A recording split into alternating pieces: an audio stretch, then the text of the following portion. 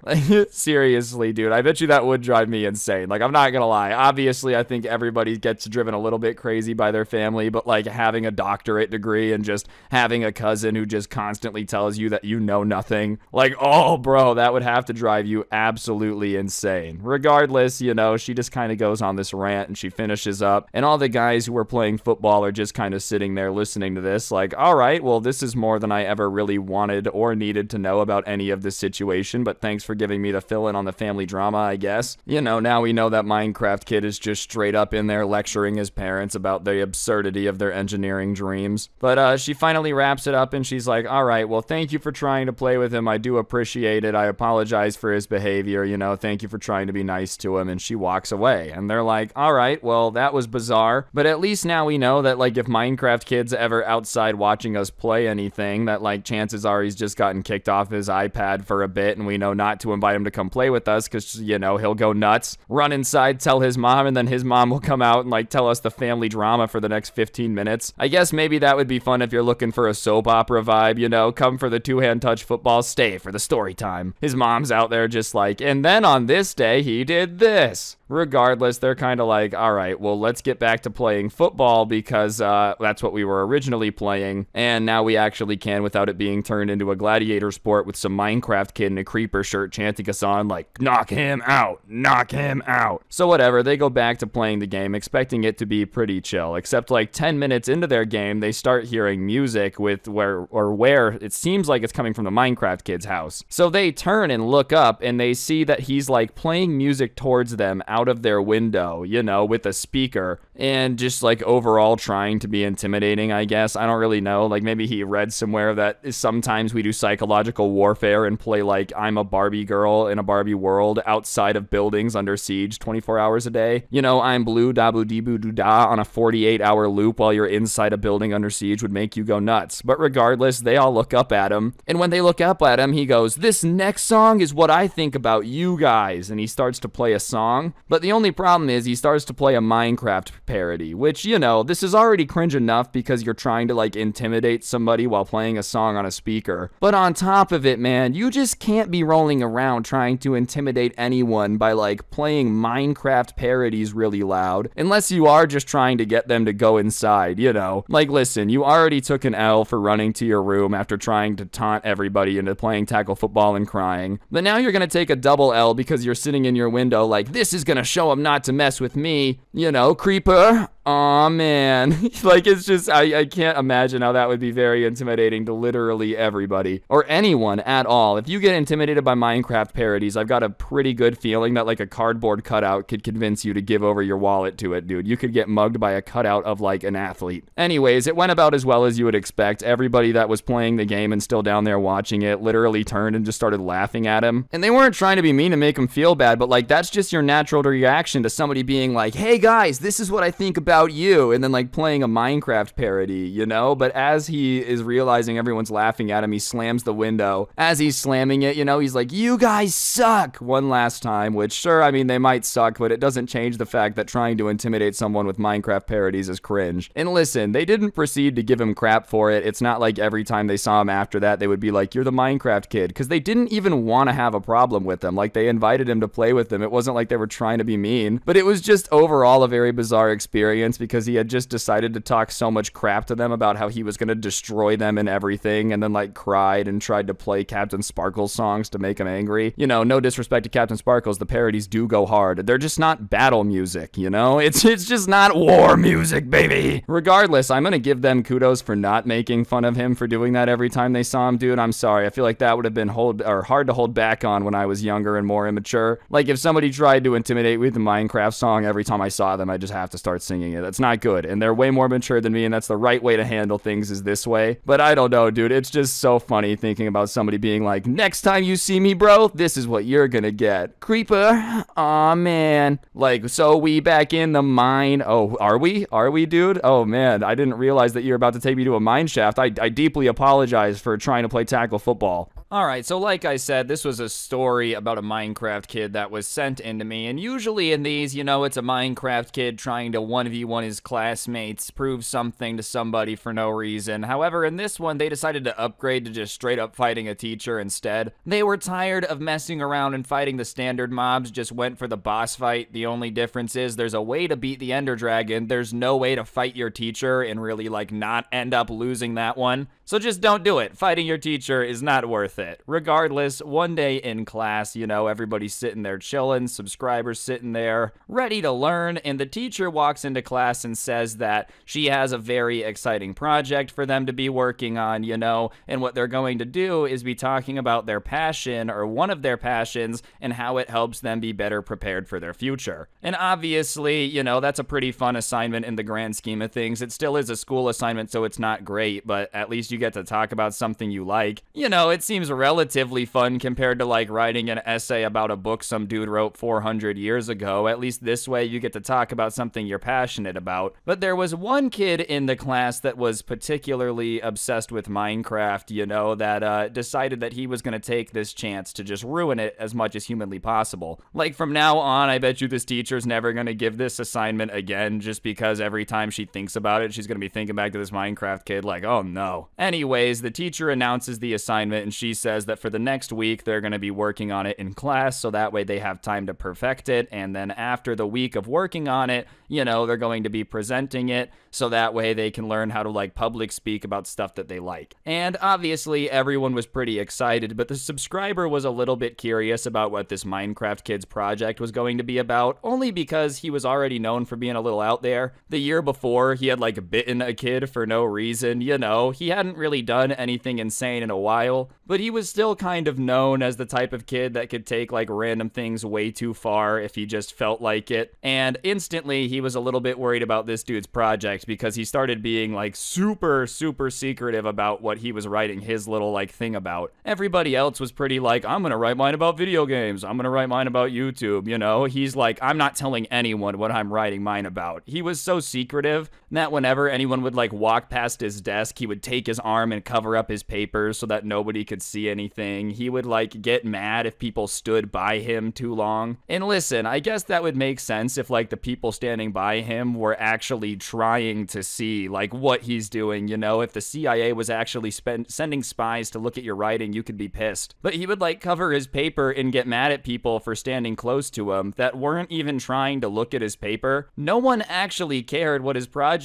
was about, dude. He just literally had the desk next to the pencil sharpener, so like if there was somebody sharpening their pencil, you just kind of had to stand near his desk for a second. Either way though, he was convinced nobody actually had to sharpen a pencil at all in school. Nay, instead everyone sharpening their pencil was sent to come spy on him and see what he was writing about. So for the entire week, he was just like insanely paranoid that someone was going to see his topic, and obviously that made people like more curious about what he was going to write about. And the weirdest thing that he did during this week, just to like try to get people to leave him alone, was the subscriber who sent this in to me had gone to sharpen his pencil at some point and had like accidentally broken the pencil after sharpening it. You know, that feeling sucks, but like everybody's been there. So he starts sharpening it again, and when he keeps going, the like kid starts growling at him like a literal dog, dude, like because he's just taking too long to sharpen his pencil. I guess automatically he's a CIA agent trying to spy on your school project. So the subscriber kind of looks at him and can't believe that he's growling at him, and he's like, dude, are you growling at me? Like, are you a dog? What's wrong with you? Like, why are you growling at me? I'm just sharpening my pencil. And the kid growls again. So once again, the subscriber's like, bro, listen, please stop growling at me. You're starting like to make me feel like I'm being hunted by a pack of wolves. Like, can you please just calm down? I'm sharpening my pencil. There's nothing to be growling about. And at that point, Minecraft Kid is like, well then stop trying to spy on my project. This is private. You're just another one of the spies that the teacher's sending over to try to get my secrets about what I'm making my assignment about. Well, guess what? I'm not giving anything to a spy like you trying to get information. And he starts to go on this rant about how, like, his ideas are such good ideas that he knows they send people to try to take them, so that's why he's so protective of them, and blah, blah, blah, blah, blah. And the entire time, the subscriber's standing there like, what? So he finishes his rant, and he's like, dude, what are you talking about? You know, like, I'm not here to spy on you. I'm just sharpening my pencil. And the kid just kind of looked at him and was like,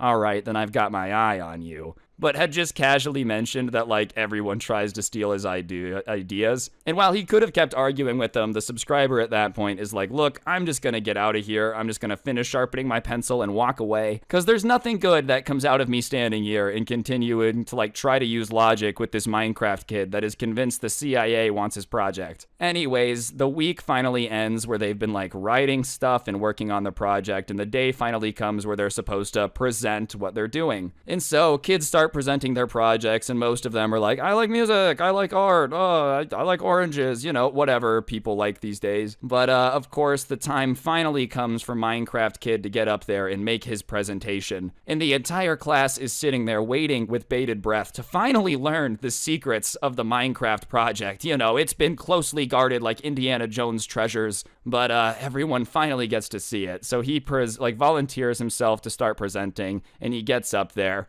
And he starts with, like, this speech about how he wants everybody to listen to him and, like, hear what he's passionate about because, you know, it's something that, like, has taught him most of his lessons about life. And if it wasn't for this, he would not be the person he is. And, like, he's become a warrior. He has the spirit of a Viking. And so everyone's, you know, a little bit more entertained because you're like, what is this dude gonna talk about? The spirit of a Viking? What? So he gets up there. He makes the teacher turn off the lights. So he's standing up there at the front in, like, the dark. And, you know, he talks dramatically, but like to get everyone's attention, and then turns on a flashlight and shines it up at his face. So he's got like this whole, you know, when someone's telling a ghost story and they're shining the flashlight up at them, that's the look he's got going on. And he starts to describe what everybody thinks is like D-Day. He starts to say things about how, like, imagine you and your brothers in combat with the enemy dead ahead. You feel the like adrenaline rush as you realize that this might be the last chance you have to look at your friends and say thank you for what they've done in this game. And everyone's like, oh my gosh, what is this kid talking about, bro? Like, this is intense, man. You would think he's out here, like, talking about some, like, war history or whatever. Literally, at that point, everyone in the class is just assuming he's about to give a presentation about how, like, why he loves war history or, you know, something along those lines. But then he manages to say just the absolute silliest thing ever that you could possibly say after, like, describing something as intense as that. Minecraft Bed Wars is the most realistic war simulator, and it is my passion. That description is exactly what I feel every single time I log in and start to play a game of Bed Wars. Keep in mind, he's just talking about, like, how he gets an adrenaline rush, and, you know, it's basically the same thing as D-Day. You're only gonna get one more chance to thank your friends for their help. Like, hey, call me crazy, bro. If you lose the Bed Wars game, you stay in the Discord call. It's not like, oh man, we lost. You just have to instantly unadd each other and pretend that you're dead. So obviously, when he says, like, Minecraft Bed Wars is realistic or whatever, everyone thinks it's a joke, so they start laughing, you know, and he's not laughing at all. He's like, what are you guys talking about? I don't know why you're thinking this funny, you know? Like, this is serious, dude. Minecraft is just one of those games that is, like, my passion. And there's nothing wrong with being passionate about a game. I don't want you guys to think that, like, that's why this is cringe, right? What's cringe is thinking that Minecraft is somehow, like, a realistic war simulator, bro. If you're like, hey, man, I love Minecraft because I like to build castles,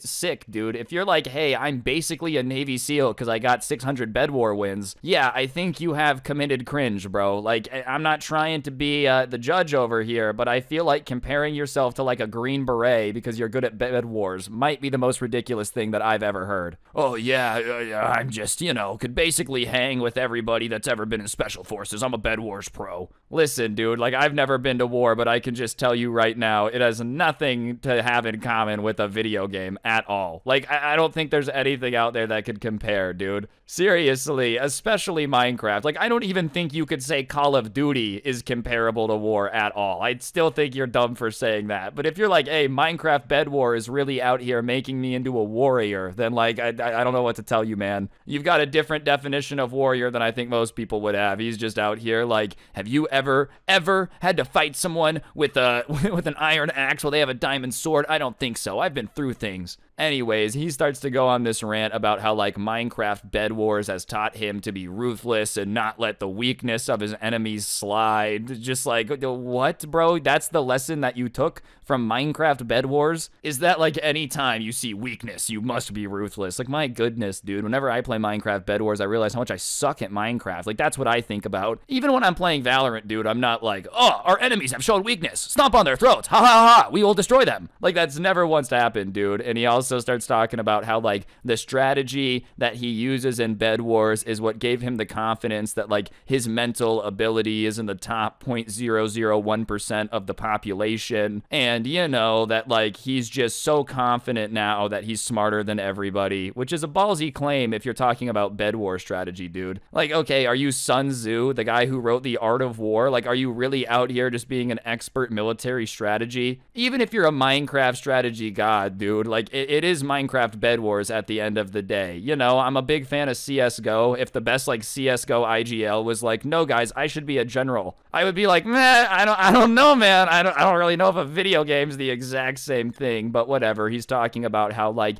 he's basically one of the people that should have written The Art of War because he's just so good at Minecraft, dude. Could you imagine, like, if this was reality at the Pentagon? Oh my gosh, we just keep getting wrecked out here, sir. What do we do? The 5-star generals are all huddled around. It's like, I didn't want it to have to come to this, but it's time. They pull out a button on their desk. It just says, like, Bed Wars players. We never thought we were gonna have to call them in, but every other special operations has failed us. It's time we call in the big guns. Like, all the Bed Wars players show up. What did you need, Mr. President? You know? Like, okay, man, if it ever comes to the time where, like, the fate of the world is in the hands of any video game players, dude, we're screwed. Minecraft, Call of Duty, doesn't matter. If, like, a professional gamer is what the entire military is taking advice from, chances are we're dead. And I love video games. I am a gamer. I'm just saying, bro, not comparable. Regardless, at this point, the entire class is, like, literally cringing because he's talking about how, like, Bed Wars has turned him into a warrior and that now he has the spirit of a Viking because he manages to win Bed War games. And at this point, it's so ridiculous that the teacher literally goes and, like, turns off the projector and starts to just kind of talk to him and says, listen, you know, I don't know if you thought this assignment was a joke, but I really wanted you to, like, talk about something that has an impact on your life, and I don't appreciate that you're pretending you have the soul of a Viking over a video game. Like, you didn't take this assignment seriously.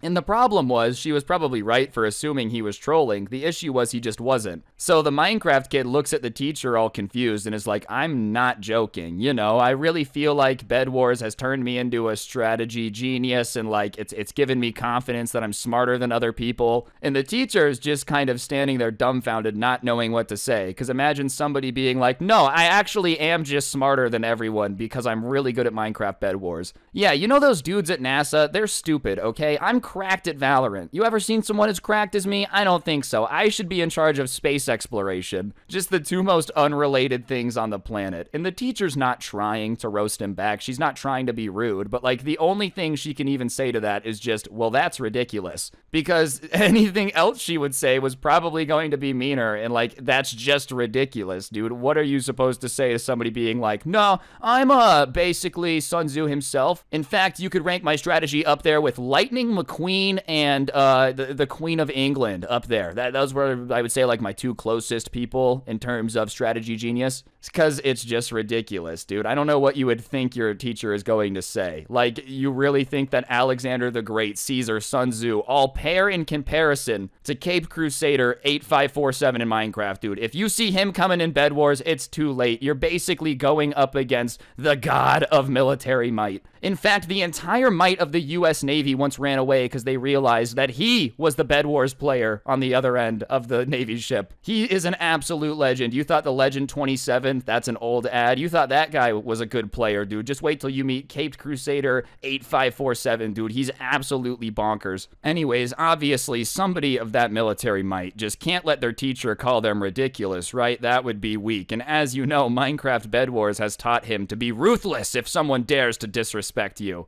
So he feels like the teacher is doubting him, and like I'm using air quotes around doubting him because like there's no doubt, bro. It's just the reality of the situation. So he starts screaming about how like he's tired of people never taking him seriously and thinking that he's a strategic genius. And so he leans over to the teacher's desk, and she had this like 8-ball thing on her desk, and he takes it and he throws it, and it just like hits the teacher on the chin, and she falls off the desk. And obviously the entire class at that point is just like, oh my gosh, like what are you doing, bro? And his face just turns white as a ghost. And he's like, I didn't mean to do it. I didn't mean to do it. I didn't mean to hit her. I thought it was going to hit the wall. Yeah, that's right, dude. This absolute strategic mastermind somehow managed to have the accuracy of like a North Korean missile and was trying to throw this ball at the wall and hit the teacher instead. What an absolute strategic mastermind, bro. Like knocking out your teacher. Obviously, I'm just too stupid to understand why that was just such a strategic genius move. Because to me, it's looking like that was probably the worst idea you could have ever had, bro. If you have the accuracy of like a dead cat, don't throw stuff. It's that simple. Knocking out the teacher, though, obviously not too great. And he's trying to convince everybody that he didn't mean to. And everybody starts yelling at him about like, what are you doing? You're crazy. And like, he's just freaking out. I'm sure in his mind, he's imagining having to explain to his parents the reason he got expelled and how like he knocked out a teacher because she said it's ridiculous that Bed Wars makes you a strategic mastermind. Imagine his parents are on his side. They're like, well, if she wouldn't have doubted that he's cracked at Minecraft, she wouldn't have gotten knocked out. Literally nobody is on this dude's side, though. Like, everyone in the class is just pissed at him because this teacher was everybody's, like, favorite, and here was this dude literally, like, getting so angry because she just didn't agree that he's a strategic god.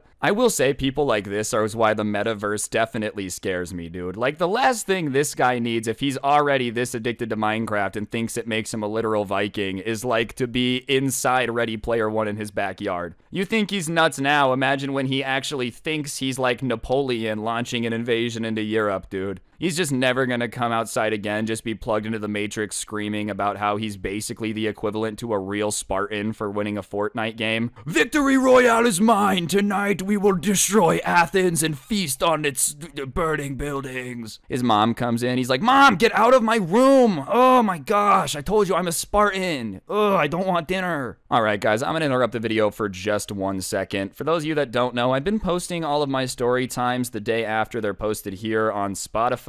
So if you want to check those out, listen offline in the car, whatever, don't have time for gameplay, I'll put a link to the Spotify show in the top of the description. Feel free to go check it out. I would appreciate it. Like I said, you're still going to catch them earlier here, you know, but if for some reason you want to listen offline, that's probably the best place to do it now. So top of the description is a link to the Spotify show. Anyways, at that point, the teacher gets up pretty quick. She had, like, fallen over more because of just the shock of the situation than, like, legitimately getting knocked out by Mr. Minecraft Kid up here. Goes to show just how much the, like, Soul of a Viking stuff was legit. You, like, accidentally hit someone in the head with a pool ball and they just get right back up. Oh, yeah, real warrior spirit. And see, anyways, once she's back up, she just starts screaming at him, and, like, rightfully so, dude. If somebody just threw a pool ball at your head, I feel like you're allowed to go off on them. And she's just yelling at him, like, why did you do that? Like, why did you think that was a good idea? I was just saying it's ridiculous that you think this video game makes you, like, some real strategician, and you hit me in the head? Like, what's wrong with you? Why did you do that? And the Minecraft Kid is just standing there saying nothing, and she finally, like, finishes talking, and he starts trying to apologize,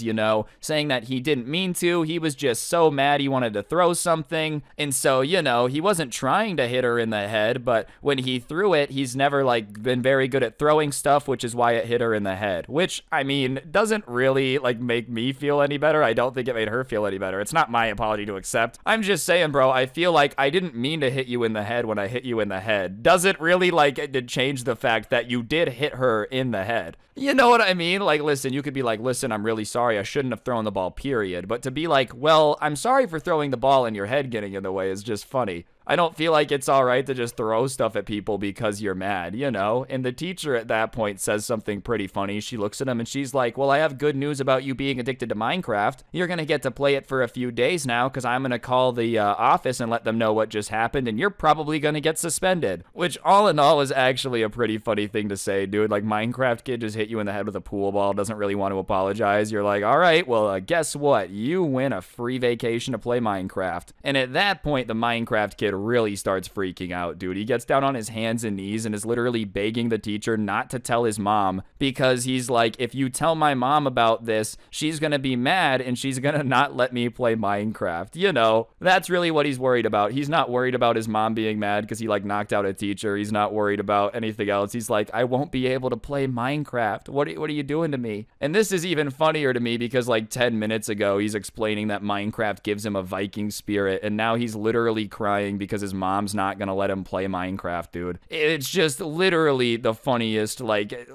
right 10 minutes of each other, just so ironic. Yeah, I'm actually a real Viking, dude. Not gonna lie, like, I'm basically up there with Alexander the Great. I'm gonna tell your mom, no, if I can't play Minecraft, how am I supposed to be happy?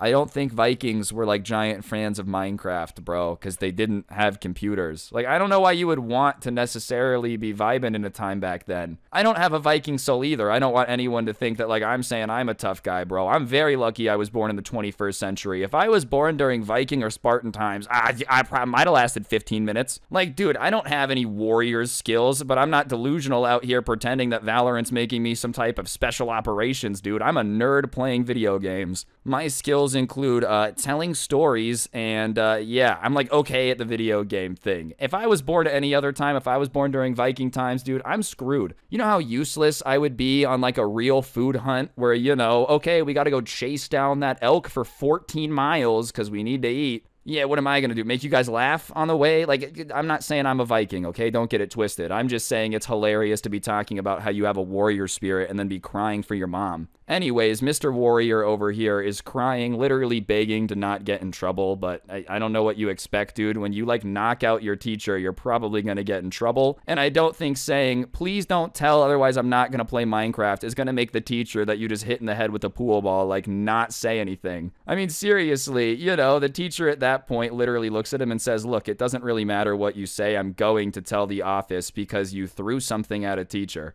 So she calls the office and she's like, all right, this student, you know, had a project, got mad at me and like hit me in the head with the pool ball. Can you guys come get him? And the Minecraft kid at that point decides that the best course of action isn't to sit there and wait, it's to start running. Even though she just said his name, you know, he starts running to try to escape. And I'm not sure if his plan was to just like run away, go to a different country, change his name, never be seen again. But obviously she on the phone says he's running. They have somebody catch him and they knew who the kid was. Like they had the name, dude. It's just such a bizarre thing to think that like that was like going to go the way you thought. Ah, darn. You know the kid that I said hit me in the head with a pool ball? He ran out of the classroom, so now we can never talk to him about it again. That's how rules work in school. Anyways, he obviously didn't get too far, and when he did get caught, he ended up getting suspended for a week and became an instant meme around the school. But like, I don't know, how are you guys not going to turn a kid who like thinks Minecraft turns him into a warrior into a meme if you're in the same school as him?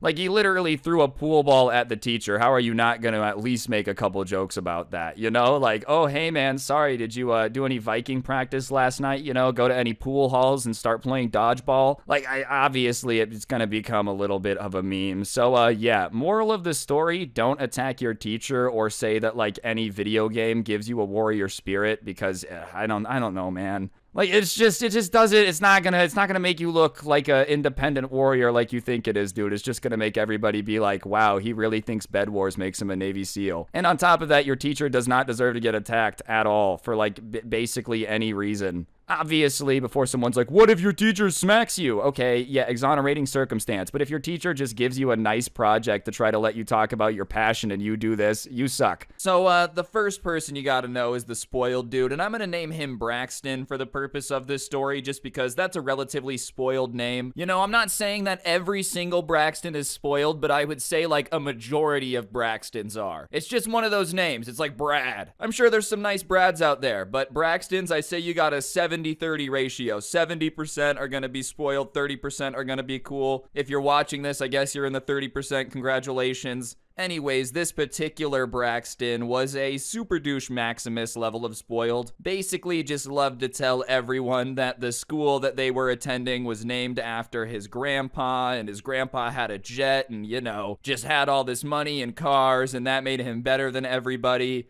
And would literally flex the fact that his parents were getting like a new car every year, and somehow that made him better than everyone in the school. And I just don't understand this dude's flexing scale, because like, if your grandpa has a jet, why are you flexing your parents' new car, you know? I'm just saying, jet definitely beats car. And on top of that, I don't feel like the most financially responsible people are buying a new car every year. Little life wisdom I'm gonna drop on you guys: always buy a car that's like used. If you really want something super new, still go a year or two old. Cars are a depreciating asset, all right? That means they lose value quickly. If you look at the difference between like a BMW that's brand new and a BMW that's 1 year old, you will have your mind blown. So I think flexing the fact that you always buy a new car tells me that you're dumb, but at the same time, I don't have a jet, so maybe I should shut up. As Braxton would refer to me, I'm just one of the poors who has to wait in line at TSA security with the rest of the normal people, while he and the fam smuggle cocaine on the PJ, baby. Let's go. I'm not accusing Braxton of drug smuggling. That was a joke. Sorry, DEA agents. Anyways, the dude was just always flexing, thought he was better than everybody because the family had money, and he had the same 6 hour as this subscriber. And the 6 hour was the last class of the day, and it just so happened that it was a math class with a very meek teacher. A little bit of a shy guy, if you will. The type of individual who probably shouldn't be a teacher, like he just didn't have the right personality for it. He was the definition of a pushover. The students would just walk all over him. He couldn't control the class, let alone teach it very well. And honestly, the person who sent this to me said they felt bad for the guy because he just had the wrong personality type for teaching. I feel like being a teacher is a lot like being a prison guard, and I happen to be an expert on being a prison guard because I watched an episode of Dirty Jobs about it. I don't know if there was actually a Dirty Jobs episode about being a prison guard, but if there was, that's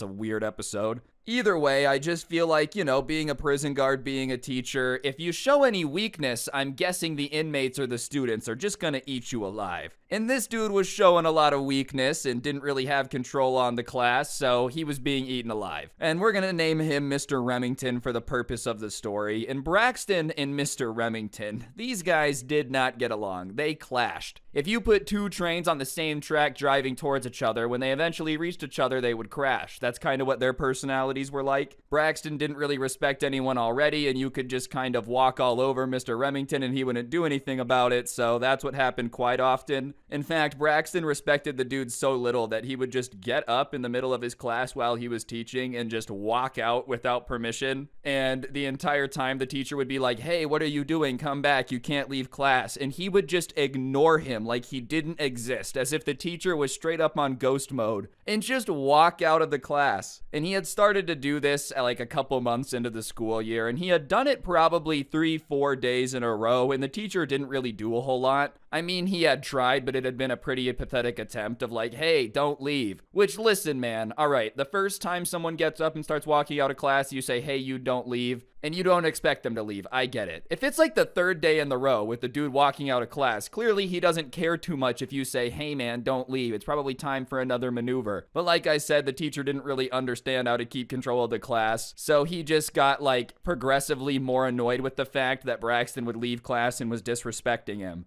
And so, obviously, if he had been doing it for a few days, Friday was approaching, and it was a Friday on this particular day when everybody came in and sat down to get ready for the math class. And the teacher, instead of doing his normal, just jumping into the lesson, passing out the worksheet, passing out, whatever, same thing, he decides to talk to the class for a little bit, and he starts to say that even though they might not like the way that he teaches this class, he was still the teacher, and they had to respect him. And so there would be no more walking out of class early. It didn't matter if they had a reason or not. It just wasn't going to be allowed. And the entire class is kind of like, "Okay, thank you for telling me this. I've never left class early. It's very obvious this is directed squarely at Braxton, but, teachers just really beyond that sometimes. Like, if you got problems with one student, pull them aside and say, "I don't like the way you've been doing this." Lecturing the entire class just makes them feel united against the enemy. And you don't want that, especially if you're already having trouble controlling the class, man. Anyways, Braxton, not the sharpest tool in the shed, is still somehow sharp enough to figure out that he's talking about him. And so he kind of says something along the lines of like, "Well, if you weren't so boring of a teacher, I wouldn't feel like leaving your class early all the time." And obviously that gets a little bit of a laugh out of some of the students because, you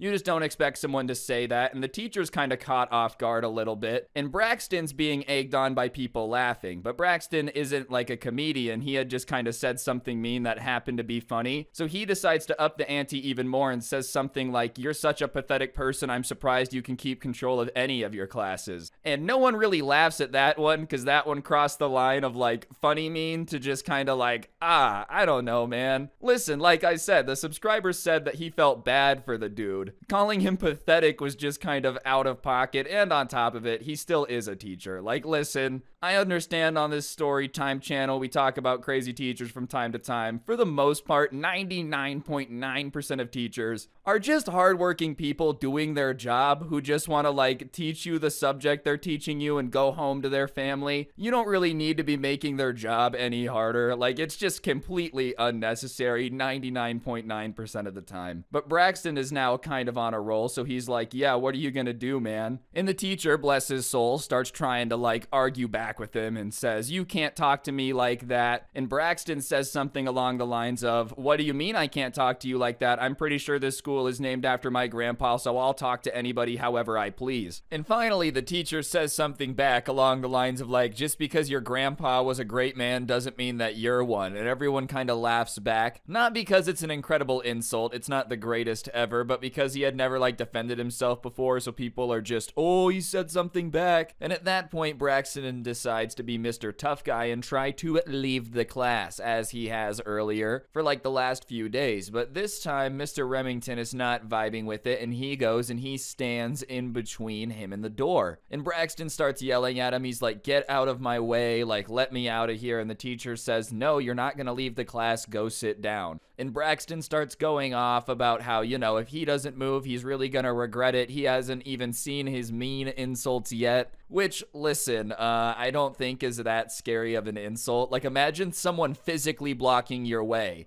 and you just start yelling at them, I'm gonna really insult you unless you move. Like, okay, man, they're physically blocking you. You can sit there and yell at them all day. You're still in the classroom. And obviously, the teacher doesn't move at this point. And he says, listen, I've been cool with you all week. I've just been saying something. I can't keep letting you leave. At some point, you have to learn to respect me as a teacher, so you can't leave. And, you know, you think that would be relatively fair. I haven't said anything about you leaving, but, like, obviously I have to put my foot down. But Braxton is not having any of it, and he decides to start going off at the teacher, saying that he's poor, you know, he'll never be able to afford a new car like his parents, which has to be one of the dumbest insults ever. Haha, I bet you'll never be able to afford a new car like my parents. It's like, alright, man, cool. It's just not that great, especially because we all know teachers aren't rolling in the money. Like, that's not even that big of an insult. Obviously, when the guy took the teaching job, he was kind of accepting the fact that he was never gonna drive a Ferrari. I don't think he's delusional. Anyways, Mr. Remington is prepared for a response this time, and when he's going off about how he'll never be able to afford a new car like his parents, he cuts off Braxton and says, you know what, I'm perfectly okay with never being able to afford a new car if it means my kid doesn't end up anything like you. And obviously, because of the fact that he had been so shy before, the entire class just starts doing the over-the-top reaction you only get in the school classroom setting. Oh my god, you got destroyed. Oh, yo, Mr. Remington just dropped a nuke on this dude. He called in the 25 kill streak. I swear he learned to spawn noob tube, got 11 kills off rip, called in the chopper gunner. My goodness, this dude is insane. 27 KD. I'm not saying I witnessed it, but I heard from a dude who heard from a dude who heard from his uncle's cat's lizard that Mr. Remington can walk on water with how sick his insults are. And Braxton is obviously embarrassed because, you know, it's one thing to get dumpstered on by a teacher, period. It's another thing to get dumpstered on by the teacher that's known for being super chill and shy. And he's not having any of it, so he's like, starts to imply that it was a bigger insult than it was. He starts being like, are you saying that my parents shouldn't love me? And obviously that's not what he's saying, and Mr. Remington doesn't really get caught too off guard by that, and he says, no, that's obviously not what I was saying. I'm just saying you're a handful in class. I can't imagine having to parent you. It would be exhausting. I already have enough trouble trying to control kids like you for an hour a day. Being your parent would be one of the most exhausting experiences ever. And obviously everybody laughs again, and at this point Braxton is turning red because the crowd's not on his side anymore, you know? Even a lot of people in this class aren't the biggest fans of Braxton because they've been repeatedly called poor and stupid, and you know, they're so much dumber than him, they'll never own a new car, which he's bizarrely obsessed with. He's probably like the biggest Fast and Furious fan ever. You know, when there's a new Fast and Furious coming out and you're kind of like, wow, another one? How many of these are they going to make? 30 of them? It's because Braxton literally goes to the theater day in and day out, buying out theaters to make sure it becomes like one of the top grossing movies of all time. The amount of money that this dude has probably spent on Fast and Furious merch and movie tickets alone has bought Vin Diesel many cars. Regardless, the only problem with being that mean to everyone in your class is when the teacher starts to roast you, they're gonna love it even more. No one's gonna be like, oh man, you're being so mean, oh. So Braxton finally decides to go push past him, and the teacher doesn't move, and he's like, move out of the way of the door now, and he puts his hands on the teacher. And at that point, Mr. Remington, like, does this swim move type of thing, gets his arm off of him and says, you go sit down right now, you're not leaving the class. And if you don't go sit down, then I'm about to call the office and tell them that you put your hands on a teacher. And guess what? They're gonna have to punish you, because as you love to remind everyone, this school's named after your grandpa. Can't have the kid the school's named after being a moron hitting teachers now, can you? And at that point, Braxton literally stops in his tracks, bro, is frozen. I don't know if it was with fear or if he was trying the Jurassic Park tactic of like when a T-Rex gets mad, you just stay still and hope their sight's based on movement. I don't know if it was just because no one had ever heard this dude yell before that they were all flabbergasted by it, but he literally stops and then turns around and goes and sits down. And at that point, the teacher's standing by the door looking victorious. It's probably the biggest W this guy's ever taken, you know? And so Braxton sits down and the teacher walks back up to the front of the class and he's like, all right, now that we've got that settled, does everyone understand that they're not leaving the class anymore? And everyone is like, yeah, we understand, obviously not wanting to be on the receiving end of whatever had just happened. And the class goes back to normal for about 10 minutes, you know? And you would think 10 minutes is enough time for like Braxton to cool off a little bit, maybe not be as angry. But no, the entire 10 minutes that everything had chilled out, this dude is plotting his revenge. He's like an angry person that just doesn't want to leave your life.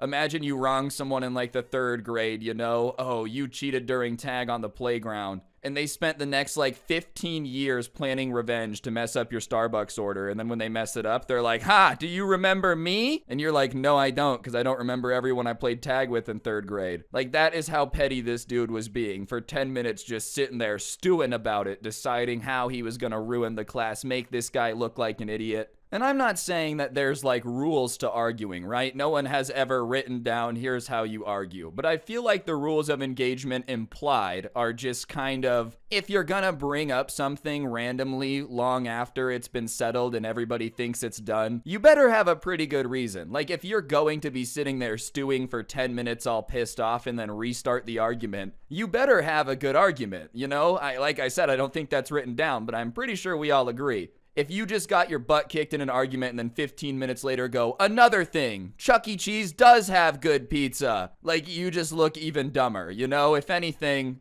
just let it go. If you don't have a solid argument and it's been 10 minutes, even if you've been sitting there pissed off, let it go. Because if you come out of like a long halftime intermission thing, you know, they raised the curtains, told everyone to go get some water, it's halftime or whatever, and then you come back into the argument with some weak stuff, everyone's gonna think even less of you. Anyways, after thinking for 10 minutes, he just randomly blurts out, at least my shoes match. And obviously everybody's really confused, so they all are looking at him, and even the teacher's kind of confused on what he means, so he's like, what? And he said, earlier when we were going back and forth, you know, you may have like said some insults, but at least my shoes match. And the teacher, confused at the front of the class, looks down and has no clue what this guy's talking about because his shoes do match. And he's like, huh?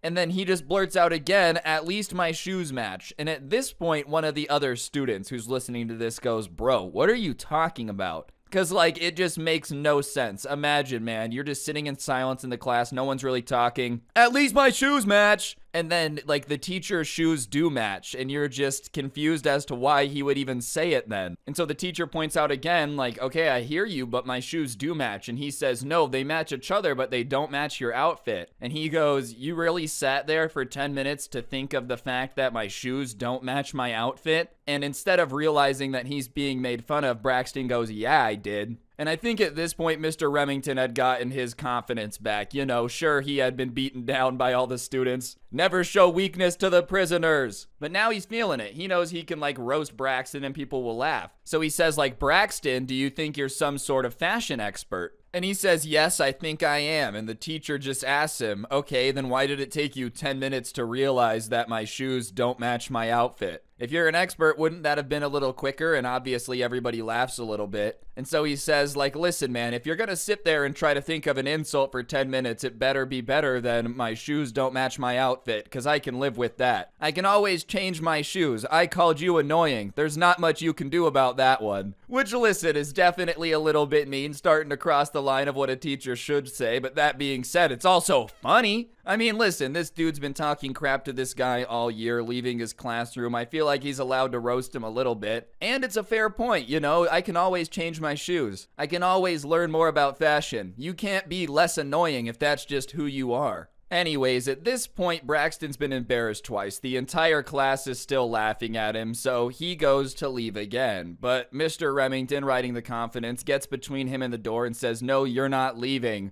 And Braxton just like stops, drops his backpack, and everybody thinks that he's about to fight the teacher, right? You know, that's the move. You challenge somebody, drop the backpack. All right, the fists are about to start flying. But instead, he just kind of like takes a step back. And I don't know if he had been playing too much Skyrim lately. I don't know if he thought this was like a super intimidation move, but he kind of slams his foot down and screams at the same time. So he's like leaning into the scream. Little bit of a fusro, blah, blah, blah. But instead of sending the teacher flying through the door, he just goes, "Move out of my way!" And honestly, I don't know what he expected because he had his eyes closed when he was yelling, but when he opened his eyes, you know, the teacher's still standing there because, believe it or not, he did not have the magical ability to like scream something at somebody and have them just instantly listen. That'd be a weird mutant power, like no one listens to anything you say, but if you yell it at a loud enough decibel, they have to obey your command. Put the money in the cash register! Anyways, he doubles down and says, "I said move out of my way." And Mr. Remington just replies, "And I say no." And at that point, they just kind of have a little bit of a staring contest. I don't know if it was just like whoever blinked first was gonna win or what, but they're just kind of standing there staring at each other. And Braxton finally decides to like back down and go back to his seat. But he's not gonna admit that he's backing down, so he says something along the lines of like, "Whatever, there's only 6 minutes of class left anyways. It's not worth dealing with you," or something like that. And he goes back and sits down. And listen, you can take that copium all you want, whatever. There's only 6 minutes left of class. You've tried to flee twice, and twice you've been turned back, man. You're not doing too hot. I just would really love to know what went through his mind when he decided to go, like, yell at him. All right, that's it. I'm leaving. I'm being embarrassed enough in this class. I don't have to sit there and take it. He's blocked the door. I know, I'm just going to yell. Obviously, he'll have to move, and then everyone who's watching this situation will think it's way less cringe. Even if he did move, bro, I still feel like the whole foot slam scream thing was pretty cringe. It reminded me more of somebody that was like trying to get a golden ticket Willy Wonka moment rather than someone that was actually making a good argument. "I want the chocolate factory." All right, whatever, go eat some like floating bubble gum. That entire factory is just a death trap, bro. So many things just floating around that can just like yeet somebody. But he goes back to his seat and sits down, and miraculously for the next 6 minutes somehow keeps his mouth shut. I'm saying miraculously because the dude obviously didn't learn his lesson the first time, so who would have thought the second time did the trick? I'm pretty sure the saying goes third time's the charm. Unfortunately, the class only had 6 minutes left. Maybe if we gave him 20 minutes this time to think of an insult, he would have come up with something such as, "Your shirt is the wrong size," and or, "I don't like the way those glasses frame your face." With enough time to think, the guy truly could have insulted him in ways unimaginable to us mere mortals who have to stand in line at the TSA. Either way, man, I'm not gonna lie, all right? I don't fly very often. I would rather fly on a normal jet and stand in security lines than be this cringe. If this is what it means, if having a jet means I'm as cringe as Braxton, I'm okay. And you know what? Maybe that's a little bit of coping from me, but let me have it. None of us are getting a jet. Who cares? The bell rang, everybody leaves, and within like the next 27 minutes, it was the last class of the day. Everybody had kind of heard about it. Everyone in the class had been like, "Dude, Braxton got roasted." Because it wasn't just this class he had been acting super entitled in. Nay. He was kind of known around the school for being a little bit obnoxious. Like, he was kind of known for rubbing it in that the school was named after his grandpa to everyone. The new car obsession, saying how much richer he was than everybody. So when everybody started hearing that like he had embarrassed himself and looked a fool messing with the teacher, people were kind of talking about it and laughing about it. And I'm not saying that's a good thing, all right? That being said, it's just going to happen. If a teacher just eviscerates somebody like that, chances are people are going to talk about it. To combat people knowing about this, you would think you've kind of got two options. You can either just lean into it and be like, "Yeah, I got destroyed, wasn't my best moment, haha." Or you can go the route I wouldn't recommend and just start trying to fight everybody that brings it up. And that's the route that Braxton ended up going down. Anytime somebody would mention it or like quote something the teacher said, he would just start getting into screaming matches with them, and he wasn't very good at insulting other people either. And for whatever reason, he would always do like his stomp scream.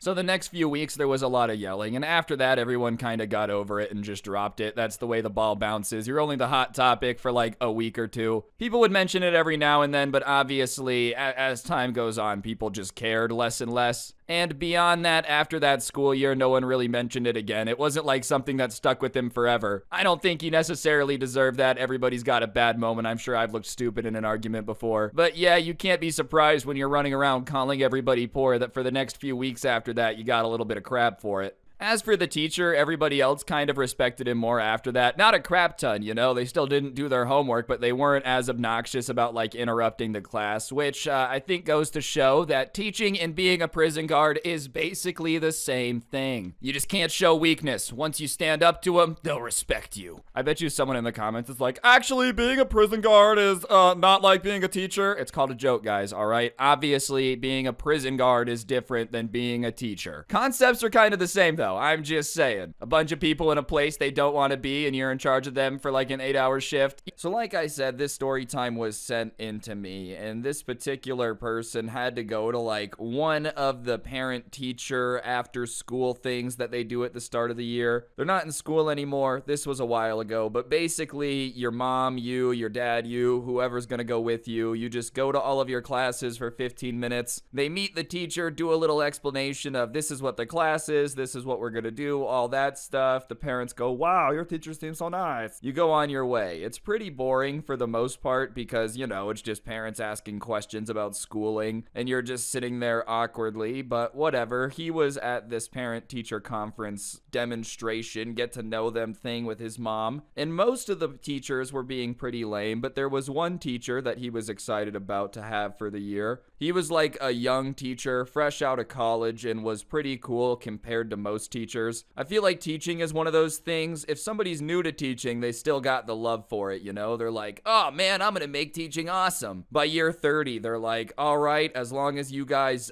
don't die for the next 45 minutes, I'm gonna put my head down and take a little nap. But this teacher was pretty cool. He had just gotten out of college. He played video games, so a lot of the kids liked him, and he was excited for his mom to see how the class worked. So whatever, they get into that classroom, and the teacher makes a joke at the beginning of his little presentation, and most of the parents laughed. But there was one dad sitting like 2 rows away that made an audible like, ugh, sound when the guy made a joke. Which, hey, maybe it wasn't his sense of humor. That's fair. He's like, oh, I didn't think that joke was very funny. But there's no reason to make an audible noise if you don't like somebody's joke. Imagine that, some guy's just about to do a presentation in front of like 70 strangers. All right, guys, I've never done this before.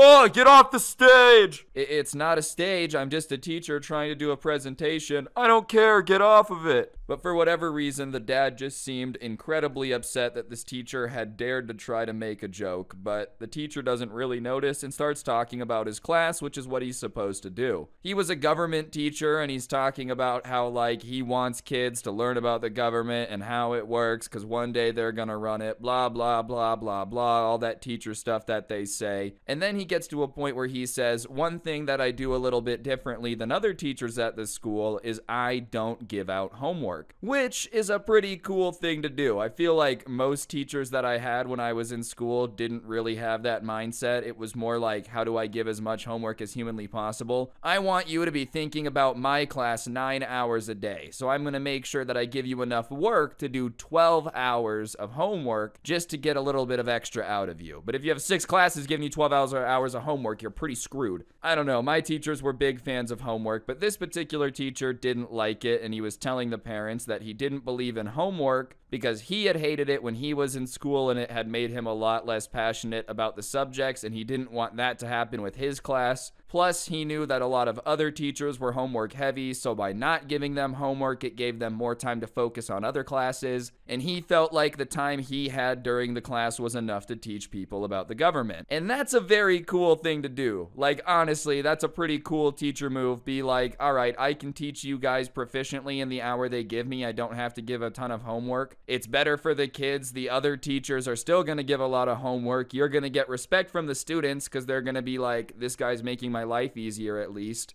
And most of the parents were cool with it. A couple of them were like, oh, that's really awesome. That's cool of you. But the dad that didn't like the joke at the beginning of the parent-teacher conference apparently really really hated the fact that his daughter wasn't going to be getting flooded with homework. You mean I'm gonna have to spend time with the kid? It won't be doing homework every day for hours on end? What the heck? I'm not alright with this. That's not what he said, but the dad, like, raised his hand, which is hilarious. I don't know why it's always so funny to me when an adult raises their hand, but it's just a funny sight. That was the polite thing to do. I guess you should raise your hand, but imagine just like a 50-year-old man raising his hand waiting for permission to speak. I don't know why, it's just kind of a funny image. And the teacher asks him, okay, what's up? And he starts to ask why he doesn't do homework. And so the teacher just kind of re-explains what he had already explained about, well, when I was in school, I really hated homework. It would make me not like the classes as much. I don't want them to do that with my class, so I don't give homework. And it was like that answer just did not compute in this dad's brain, because he's like, okay, but don't they need to do homework to learn the stuff? And the teacher is like, no, they don't. I learned plenty of things and I didn't always do my homework, so I just don't believe it's necessary. And even if, for whatever reason, you're a parent out there and you're super pro homework, you just love the idea of your kid getting a bunch of extra work at the end of the day, that's a pretty fair reasoning. Is like, I don't think my class needs it, they get enough, and I don't want them to hate my class. You might not agree, but it's pretty fair. But this dad starts to be like, oh, are you sure that that's why you don't assign them homework? And the teacher's obviously confused because that's what he said. So what do you mean? Am I sure that that's why I'm not assigning homework? And the dad basically accuses the teacher of being a young idiot who doesn't know what he's doing, who was only not assigning homework so he would have less stuff to grade. Which, even if that is the case, bro, the kids don't care. I promise you, every single student in that classroom was very okay with the idea of not getting homework, even if it was because he didn't want to grade it. But the teacher is getting defensive because no teacher would like to be told that they're lazy and don't want to do something, and he's like, I have nothing against grading homework. Trust me, I have a lot of things to grade. They do a lot in class. I just don't think that I need to send home extra work, and I don't understand why that upsets you. And a couple of the other parents in attendance kind of come to the teacher's aid. They're not overtly attacking the dad that's all pissed off, but they start talking to the dad about, you know, think about the kids. They're getting so much homework from these other classes. I think it's a nice idea that he gives them a class where they don't have to worry about it as long as they're learning about the government. And even a couple of the students that were there with their parents are like, honestly, this class is the one that I learn the most in because I look forward to it, so I pay attention. All the classes that flood me with homework, I just don't really want to be there, so I'm not paying total attention. So everyone's kind of defending the teacher. And the dad at that point thought that, oh man, everyone's against me, because he starts saying that, like, I don't know why everyone in this classroom is ganging up on me. Did you guys have a meeting or something before this that if anyone tried to attack the teacher, you would defend him? Yeah, bro, everybody at this parent-teacher conference had a meeting last night and said, specifically when this dude shows up, he's gonna get pissed off. So let's just really defend the teacher. Everybody's got that much free time on their hands. I don't know why anyone would think it's that important, dude. Like, this parent-teacher conference itself isn't that important, let alone trying to, like, organize a protest to defend the teacher for not giving homework. No one did that. And obviously the other parents that are getting accused of colluding with the teacher kind of reject the idea and tell him he's being ridiculous. And at that point, the teacher is just over it and tells the dad that he should probably just leave because he's not going to like the rest of the speech and he doesn't really feel like it's comfortable for anyone else.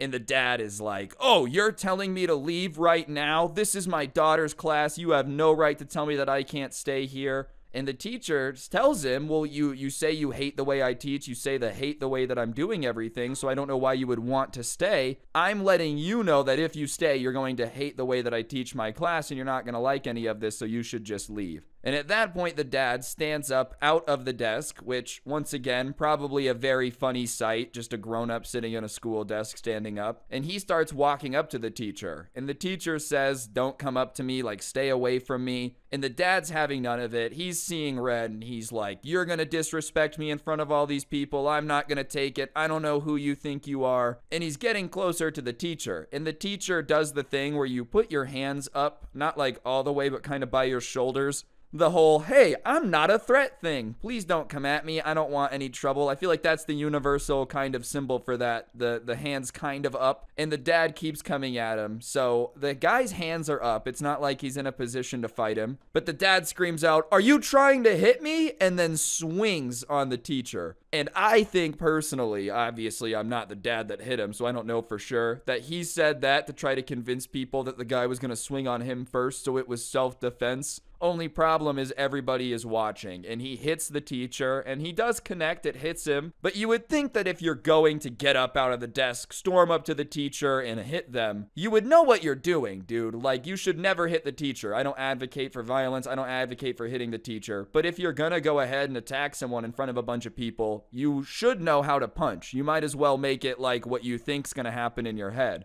Well, this dude storms up to the teacher, hits him, does connect on his face, and the teacher just doesn't even like, ow. He just kind of is standing there, and he goes, "Sir, did you just hit me?" Which has to be one of the most ego-draining things somebody could say after you hit them in the face. Like, imagine you are so pissed off, you're angry. "That's it, I'm gonna hit you." You punch someone in the face as hard as you can, all your might. You are trying to do a Dragon Ball Z anime arc level punch, and you hit the person in the face. Wapow! Power of 1,000 suns! And they just look at you and go, "Did you just hit me?" My goodness, that would have to suck the wind out of your sails. It would suck the wind out of your soul at that point. Nothing would make you weaker than a situation like that, dude. Like, feel weaker. Yeah! Oh, wow. That kind of tickled. But the dad doesn't keep swinging. He doesn't keep hitting him. And a bunch of other parents at that point get up and separate them. And everyone's yelling at him like, "Why did you hit the teacher? What's wrong with you?"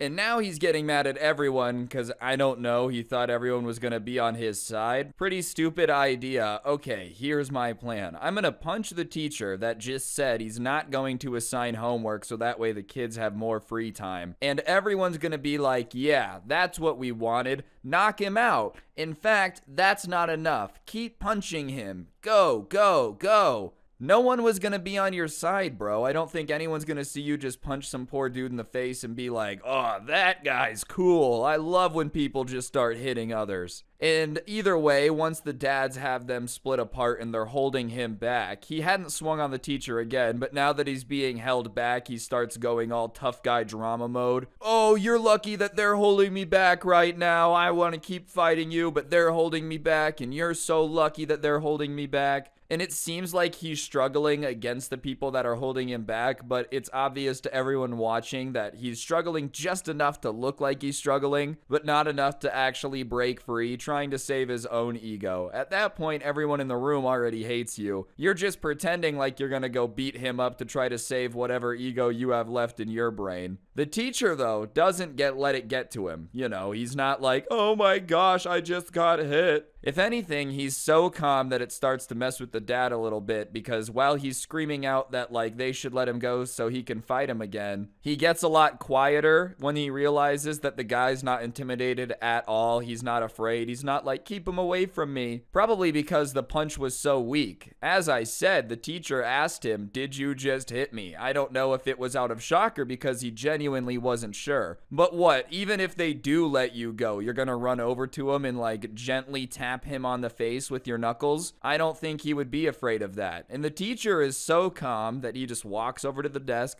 picks up the phone, calls the administration, and says, "Yeah, we have an incident. One of the parents just hit me in the face." "Yeah, no, I'm not kidding. Please send someone." Which on the other end was probably really confusing. They're just chilling in the office. I love the parent-teacher conference day. Nothing really happens. All the parents are here, so everyone's on their best behavior. There's gonna be no fights because it would be absurd for a parent to get in fight while just meeting the teacher. Ring, ring. "Oh, hello?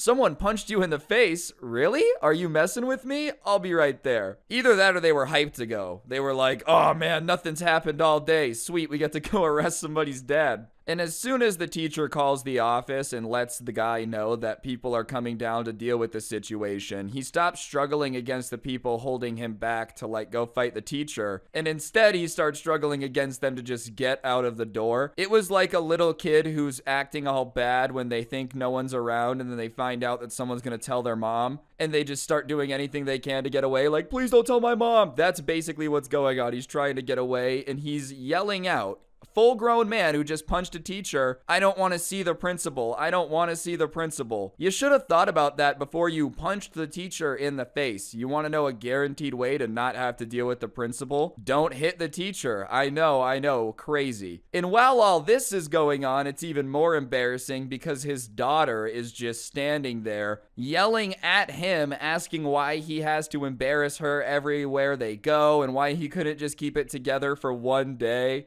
Which I do feel bad for her, dude. Imagine this being your parent. Everywhere you go, he tries to fight someone. You're like, okay, you can come to my parent-teacher conference. Just please do not fight my teacher. Can you at least promise me that, Dad? Like you won't fight my teacher? Yeah, sure, no problem. He punches the teacher every time. We go to Wendy's. You hit the drive-thru worker. We go to Lowe's. You start knocking out the guy mixing paint. Remember the one time we tried to ride the bus and then you caused an accident because you put the driver in a chokehold? You can't do this everywhere we go. But the dad's struggling. He finally gets out of the hold of the people though, and he runs out the door before the principal can get there, and they see him run out of the end of the hallway, which is these double doors that lead to the parking lot. So they're aware that he's going to leave, but he left behind his kid, bro. Pretty important thing. So the daughter's standing there and she's like, my dad left. And one of the other parents is like, okay, well, we can give you a ride home. And she's like, okay, thank you. And obviously everybody's like, this was absurd. He literally ran away so fast that he made such a quick getaway he forgot the kid. Pretty important thing to forget.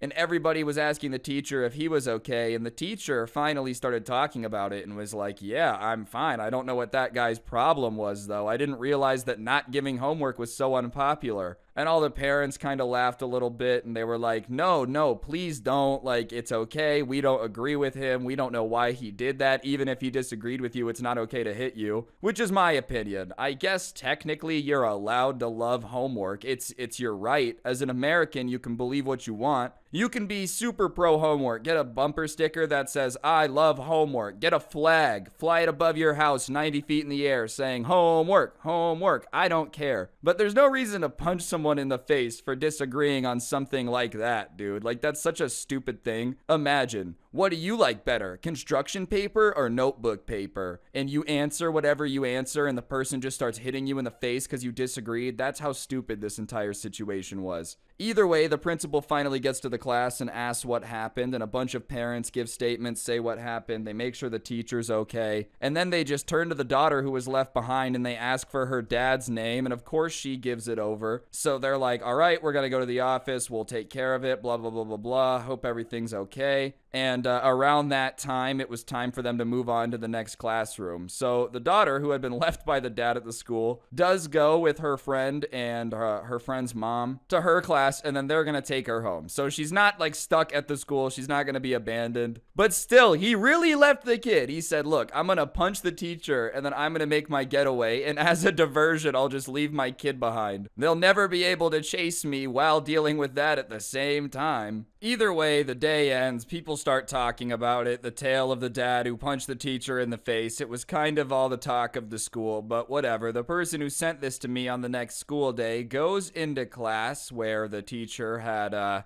been punched in the face, and on his desk is the biggest edible arrangement he has ever seen, bro. It was like they basically took an entire fruit farm, stuck it in a basket, and sent it over, and there was a huge card on the top that said, I'm sorry. And so everybody sits down for class, and the teacher gets up to start teaching, but before he starts teaching, he's like, hey, do you guys like my edible arrangement? And they all start laughing. They're like, yeah, I've never seen a bigger edible arrangement. That's so funny. Who is it from? Like, what is it for? Why is it an apology? And the teacher just smiles and he goes, oh, it's from my biggest fan, the guy who punched me in the face. Bro, this dad had gone to the parent-teacher conference, gotten so mad about homework that he needed to punch the teacher, goes through with it, hits the teacher, runs away before the principal gets there, leaves his kid behind, and then decides, I know just the thing that'll make this right. At that point, I feel like the only way you can make it right is like never show up to the school again or change schools. Those are really your two options. But in his mind, he says, everyone will just forgive me as long as I send a really big edible arrangement. You know, you can punch anyone in the face as long as you send an apology watermelon right after. The class had to laugh at it though, because you kind of have to just like roll your eyes at someone that's that stupid. I'm sorry for punching you in the face, but I got you an edible arrangement.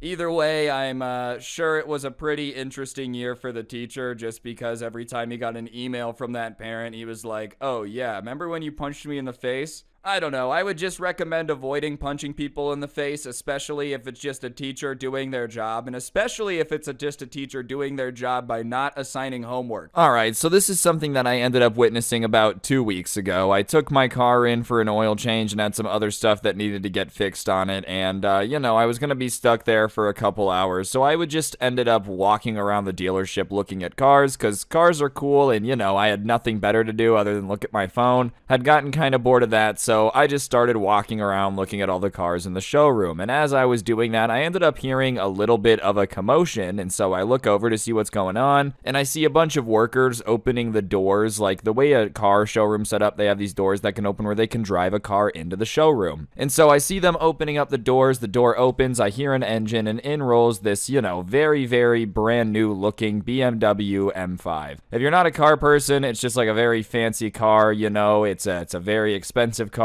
And this one in particular that they're rolling into the showroom right now has a big bow on it, so, you know, I was assuming it was a gift of some sort. And as I'm watching them bring this car into the showroom and assuming that it's going to be a gift because it has a big bow on it, I hear these people walking behind me, and they're having a conversation, and it's not even like I'm trying to overhear it. You know, when people are just talking so loud you can't help but overhear their conversation? That's kind of what goes on. So as I'm watching them open the door and bring this car in, I hear some people behind me, and the conversation goes a little bit like this. Well, I just hope that my son wants the car, you know. He was telling me the other day that he wants a coupe, so I hope that he doesn't hate that it's a 4-door, which was a little bit confusing to me to hear. The car that they were bringing in, like a BMW M5, is an insane car to give a kid. You know, I just Googled it, and they start at $105,000, so it's not a Ferrari, it's not a Lambo. That being said, it's insanely expensive to give some unexperienced driver a mortgage to just drive around real quick. I would not want the pressure of a $100,000 car, dude. Not to mention, imagine buying someone a $100,000 car and then like having a conversation. Oh, I hope that they like it. They told me that they wanted something different, so I hope they don't hate it. Like if I ended up giving somebody a car that was $100,000, first of all, I've got to be like, you know, this got to be my favorite person on the planet. That's a lot of money. But on top of that, if I gave it to them and they were like, meh, I don't like it, I want something with 2 doors, I'd be like, yo, that's crazy. I guess you're getting nothing because that's absurd. You better get back there and cry. That better be a fake reaction you just gave me. Regardless, you know, I overhear this conversation and they end up moving this car, and the people that were talking about it end up walking with it over to where the seating area is for people that were waiting. So whatever, I go over there and I sit down. They had a bunch of chairs and like some magazines that you could read while you were waiting for your car to get worked on, or if somebody you knew was doing paperwork or whatever. And as I'm sitting there, I started reading some stuff on my phone and I overheard another conversation, and it was like, all right, you know, my son's gonna be here any minute. I want you to make sure that you film his reaction when he walks in here and sees his car. So I look up and I see like this lady and the same dad that had been talking about the car, and this lady has like a nice camera, and she's like, wow, that's so awesome, you know, I bet you he's gonna be so excited. Wow, this is such an incredibly nice car. No way, it's his first one. That's so cool. You know, just kind of hyping him up a little bit, and the dad's like, yeah, I think he's gonna love it. So like I said, just get ready to film it so you get his reaction. And then this car pulls up and out steps this kid that basically looks like a wannabe TikToker, dude. Like if you merged every famous TikToker together and just took like the average of what they would look like, that's basically what this dude looked like. You know, and he walks in and just has this look on his face of like, I'm just annoyed to be here, right? And he sees his dad and he walks over to him and he's like, yo, dad, what's up? Why did you tell me that, you know, I needed to come here? And the dad is like, well, son, there's something that I want to give you. And he starts to go on this long, heartfelt speech, you know, about how the day that his son was born was the best day of his life and he's so proud of him. And, you know, that they've been through a lot as father and son, but one thing that they've always bonded over is the fact that they have each other. Like, it was a very sweet speech, I can't even lie. And at the end, he's like, you know, and now that you're 17, I figured you needed a car of your own, so I figured I would get you one, so that one is yours. And he points to the car that has the bow on it, you know, the one that I had seen earlier. Now, obviously, my parents didn't buy me a $100,000 car, so I can't tell you how I would react. But that being said, even if tomorrow my parents were like, hey, we bought you an M5, I would probably cry tears of joy and then poop myself a little bit. So, you know, I was expecting this kid to just start freaking out. His dad just told him that he's getting this sick car. Any car should make you freak out if you're a kid and you get it, bro. If you get like a 2002 minivan, it's still a car. It's a better car than the one you had yesterday. Oh yeah, because none, you know, any car is better than no car, which is why it was so confusing that it almost looks like the TikTok dude was like upset with the fact that he had gotten his car given to him right now. You know, his face literally contorted in a frown, looking like a clown trying to be scary who paints on the frown type of vibe, and he's just not looking thrilled. You can see that he's like arms crossed, pouting basically, and I'm like, ooh, this is not gonna go well. I could tell that from body language alone, and that's when he opened his mouth. What is this, Dad? It's so ugly. It's a parent car. What is wrong with you? I told you I wanted a 2-door coupe. What is wrong with you? Are you listening to me? Do you need to go back to school, or do you know how many doors this has? Can you count? Obviously, it was a 4-door car, but I'm just kind of flabbergasted that he's screaming at the dad, talking about how ugly it is and like, oh, you don't listen to me. And then he looks at the dad all surprised after his rant, as if the dad is supposed to just take that and have absolutely no reaction. And before the dad can reply, I'm just sitting there stupefied in my chair trying to act like I'm not paying attention, and like, I can't believe what I'm hearing. I don't understand how you could be upset with this, bro. Like, even if you personally don't like the car, it's still sick and it's a free car that your parents are giving you. And how could you not like it? Like, you know, call me nuts, but if I didn't have to pay for it, I would take any car that anyone gave me. Like, if tomorrow I walked outside and somebody was like, hey man, do you want this free Toyota Camry? I'd still be like, whoa, this is awesome, thank you, hell yeah. Especially if my parents were buying me like a, you know, a sick sports car, I'd be pretty cool with it. I wouldn't be too upset. I'd be incredibly thankful. And that's when the dad starts trying to talk back, but instead of telling the kid to just like kick rocks, you know, he starts trying to explain himself, which is nuts to me. I feel like I wouldn't be trying to explain myself. You just don't get the car now, I'll take it. But he starts to tell this kid that like, yeah, the insurance on a coupe would be too high because it's a 2-door. You know, the insurance would be higher for you on that. And listen, man, like, I will say, I think buying your kid a $100,000 car is stupid. I just think that's a very dumb move. That being said, if you're gonna buy your kid a $100,000 car, the insurance is a funny thing to be upset about. You know, if you're upset about that, you should have gone the Toyota Corolla route. And the kid responds to his dad being like, you can't have a 2-door because of the insurance, by just screaming at him, being like, you cheap old man, just pay for the insurance, which is also not something that I'm supporting, bro. I don't know why you're screaming at your dad. He shouldn't be paying for your insurance at all. I think overall this entire car is just a huge mistake. I can't believe he'd be telling his dad that he sucks for not being willing to pay for the insurance too. I'm pretty sure if your parents buy you the car, no questions asked, the thing you have to do is pay for the insurance. I just feel like that's a fair trade-off. Here, son, I paid the $105,000 for you to have this sick car. You just pay the couple hundred a month to drive it, you know. And it is a point too that like, yeah, insurance is more expensive in a 2-door car, especially if you're a guy under 25. Insurance just is expensive. Anyways, the dad at that point finally starts to get mad, but just not at the son, you know. He's like, hey, turn that camera off, because obviously they had been filming this and this is not what they're looking for, footage of him being insulted, I'm sure. So then he looks at his son and he's like, are you being serious right now? You really aren't happy with this? Like, I thought you were gonna like it. And at this point, I'm assuming that he's like, well, if you don't like this and you're gonna be ungrateful, then I'll take back the car. You know, that's what I was expecting him to do, but the dad's like, are you really don't like this? And he's trying to keep it down, be quiet. The kid does not try to keep it down or be subtle at all, though. No, you absolute buffoon. Why did you think that this was something I wanted? How many times do I have to tell you exactly what I want before you just get it, you idiot? Listen, dude, like, regardless of whether or not I had a bunch of money to be buying my kid a $100,000 car, because it's still really stupid. If my kid started calling me a moron in front of a bunch of people because I bought him the wrong car, then like, I don't know, man, I'll just go get it ripped up by that dinosaur that destroys cars. I want you to tell me that you're going to get me the car. I don't want to hear anything else. Like, that's what the son says next before the dad can open his mouth. You know, I don't want to hear any more excuses from you until I get the car I wanted instead of whatever that is. And he pointed at the car that had the bow on it, and then he like stormed out and got on the phone. And you know, you couldn't really hear what he was saying on the phone, but he was talking to whoever was on the other end so loudly that you could hear him like through the glass. And so the dad starts to look around and sees a lot of, you know, workers and people staring because that was very loud and there was literally no way to avoid it, and it was just very uncomfortable. And he starts screaming at everybody for some reason, you know, not his kid. No yelling there, just at everybody looking. You guys got me the wrong car. I told you I wanted a two-door. I want you to change it now. Stop looking. It's not funny. And the manager comes out to see what's going on because the workers are kind of like, what? And the manager is like, hey man, look, you already purchased this car, talking about the one that had the bow on it. You know, you can't just return it. And he's like, well, you got me the wrong one. And the manager's like, no, I didn't, dude. We just sat in my office and did the paperwork for an hour.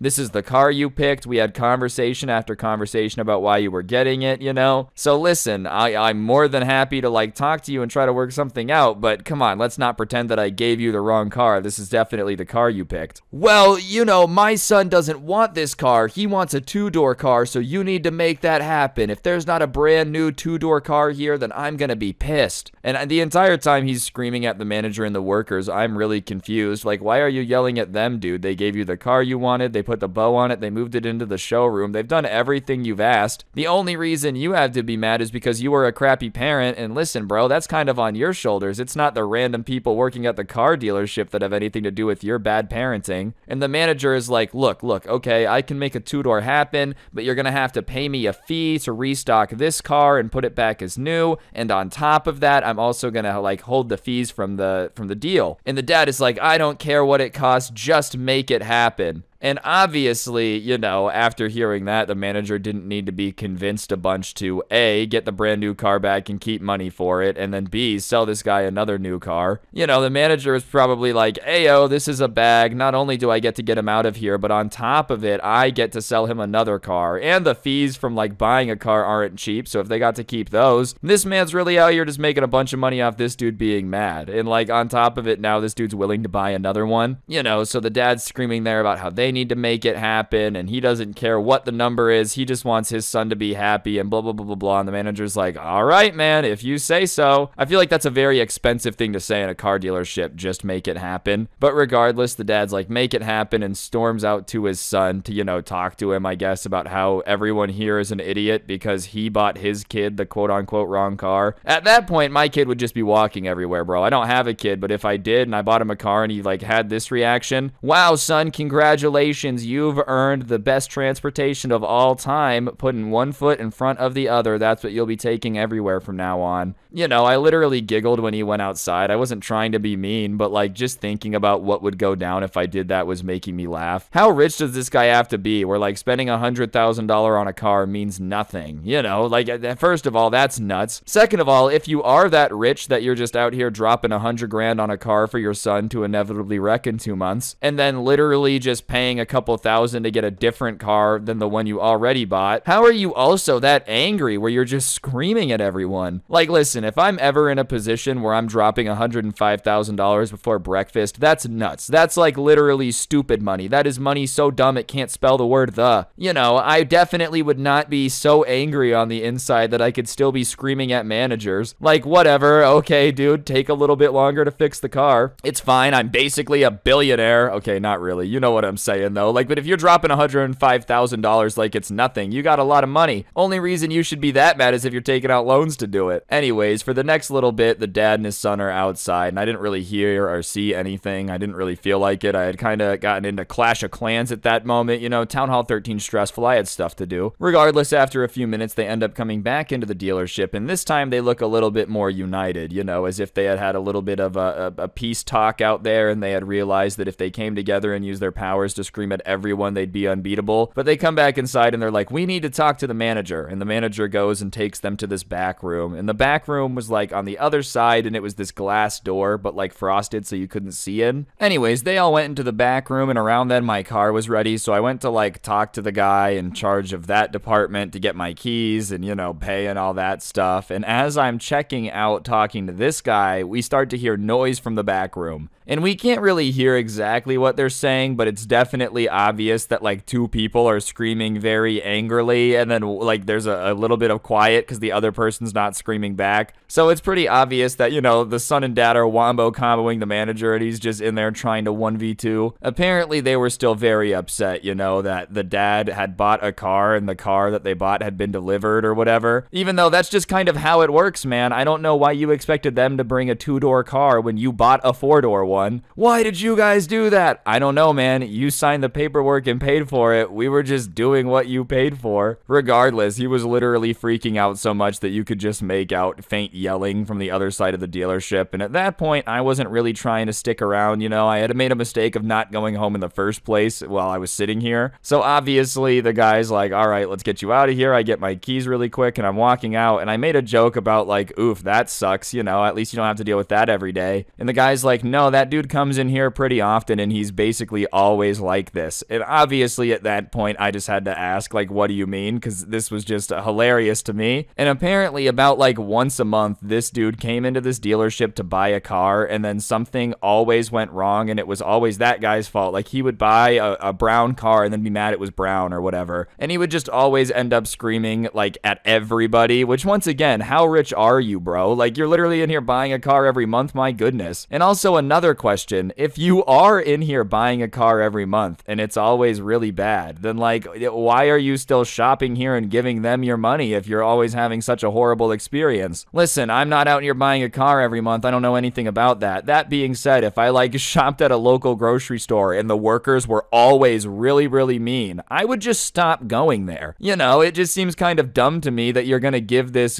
company a lot of money. Like, if you're buying a car a month, you're buying a lot of product from them. They're making a lot of money off you. If you have to scream at them every time you come in, to me it just seems dumb to keep coming, because why would they treat you any better if you're just gonna keep handing over the Benjamins, baby? Regardless, I was just kind of like, well, that sucks. Good luck dealing with that, and skedaddled pretty quickly before they came back out of the back room. I wasn't trying to see what the fuss was about, and you know, ended up going home, going about my business, not trying to fight my dad because he got me the wrong car, because, you know, I paid for my car. Imagine your parents giving you a car and you throwing such a fit that they basically are forced to eat a couple $1,000s in fees just because you didn't like how many doors it had, bro. And also imagine being such a crappy parent that your kid can bully you into eating a couple $1,000s in fees because he doesn't like how many doors the car has. Like, honestly, no matter which way you swing it, everybody sucks in this situation. But I will say it's obvious that the apple don't far fall from the tree, you know. You screaming at car workers and people at the dealership every day probably isn't giving your son a bunch of good, what is it, you know, a good example on how he should be not screaming at you. Regardless, guys, I just thought that would be a pretty good story time. Hopefully you enjoyed it. If you did, I'd appreciate you taking a second to press the like button. Let me know in the comments section down below what you thought, and of course subscribe if you're new. If you really want to help me out, I'll put a link to the intro song in the description, along with the link to my podcast, The Scuffed Cast, or you could use code SCRUBBY at the G Fuel checkout to get a discount on G Fuel. I'd appreciate it. And last but not least, two more things I gotta plug. You can check out the story times. I put them on Spotify a couple days after they're posted here, so if you want to listen to those without gameplay or offline, that link's in the top of the description. Check it out. And the link in the bottom of the description is going to be a link to the merch store. It is the coolest merch to ever exist, so you should definitely get yourself some. I'd appreciate it. And yeah, on that note, guys, that'll do it. Don't get anyone pregnant. If you do, make sure they're hot, and hopefully I'll see you guys next time. I'm out. Peace.